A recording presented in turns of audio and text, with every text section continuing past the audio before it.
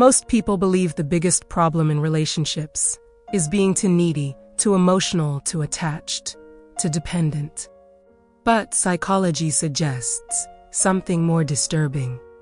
Sometimes the real problem is the opposite, not people who chase love, but people who run from it. They want connection, they crave intimacy. Yet the moment someone gets too close, something inside them pulls away. Psychologists call this pattern avoidant attachment. Imagine meeting someone who seems perfect for you. They're intelligent, independent, and emotionally calm. They don't text obsessively. They don't demand attention. At first, they seem like the most emotionally stable person you've ever met. But slowly, something strange appears. When conversations become deeper, they change the subject. When emotions become intense, they become distant. When commitment is mentioned, they suddenly need space. It's confusing, because they don't hate intimacy, but they never seem comfortable with it either. People with avoidant attachment often appear strong and independent, but independence can sometimes be a disguise. Behind the calm exterior lies a powerful psychological defense. Avoidant individuals subconsciously believe something dangerous. Dependence leads to vulnerability, and vulnerability leads to pain. So their brain creates a solution. Instead of risking emotional exposure, they maintain distance, not always consciously. Sometimes it's subtle. They become busy. They focus heavily on work.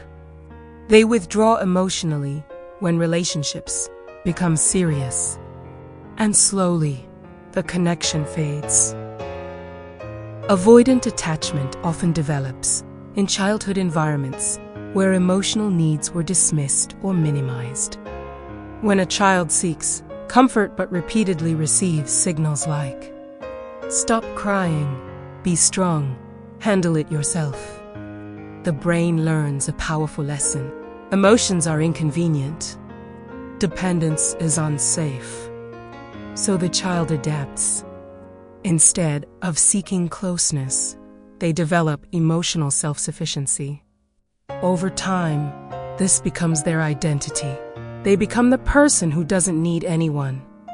But the cost is hidden. They also struggle to let anyone truly know them. The philosopher Jean-Paul Sartre once wrote something striking about human relationships. He argued that other people can feel like a threat to our freedom. When someone sees us too clearly, we feel exposed. Avoidant attachment reflects this fear. Intimacy means allowing another person to see parts of you that cannot be controlled. And for someone trained to protect themselves, that exposure feels dangerous. Here is the brutal truth about avoidant attachment. Many avoidant individuals don't fail in relationships because they lack feelings. They fail because they suppress them. The closer someone gets, the more their nervous system activates a defensive reaction: distance, distraction, withdrawal. And the most painful part is this: avoidant people often end relationships, not because love disappeared, but because intimacy became overwhelming. Breaking avoidant attachment requires learning something that once felt unsafe: emotional openness. Here are 3 psychological shifts that matter. 1. Recognizing avoidance patterns. Avoidance often disguises itself as logic. Thoughts like, "I just value independence," "I'm not ready for commitment," "I need space."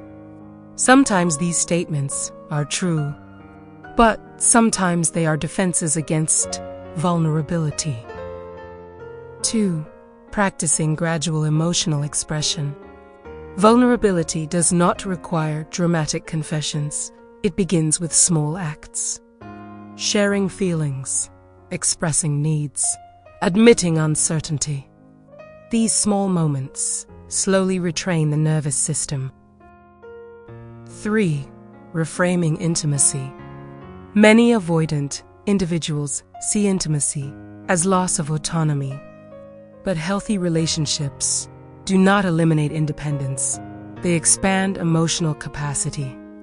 Two people can remain autonomous while still being deeply connected. Imagine two people entering the same relationship. One has avoidant attachment. The other has secure attachment. The secure partner says, "I really care about you." To a secure mind, these words feel comforting. To an avoidant mind, they can feel like pressure, not because love is unwanted, but because emotional closeness activates old defense systems. Again, the event is identical, but the interpretation changes everything. The philosopher Friedrich Nietzsche once observed something interesting about independence. He argued that many people praise strength and self-reliance, but extreme independence can also isolate the individual. Avoidant attachment sometimes creates this paradox. A person becomes incredibly capable, incredibly independent, yet deeply unfamiliar with emotional intimacy. Avoidant attachment creates a strange contradiction. The person appears emotionally strong, but strength built on emotional distance has a hidden cost. Because love requires something that cannot exist behind walls: presence, not perfection, not control, just the willingness to remain emotionally available, even when vulnerability feels uncomfortable. Because in the end, the deepest relationships are not built by people who avoid closeness. They are built by people who are brave enough to stay, even when intimacy feels terrifying. If this made you see your own relationship patterns differently, consider subscribing for more psychology stories like this and share your thoughts below.